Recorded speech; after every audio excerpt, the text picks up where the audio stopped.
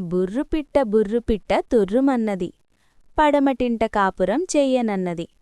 అత్త తెచ్చిన కొత్త చీర కట్టనన్నది.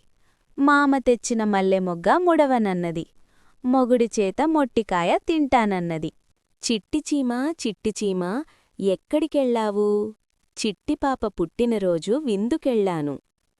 విందుకెళ్ళి చిట్టిచీమా ఏం చేశావు? చిట్టిపాప బుగ్గపైన ముద్దు పెట్టాను.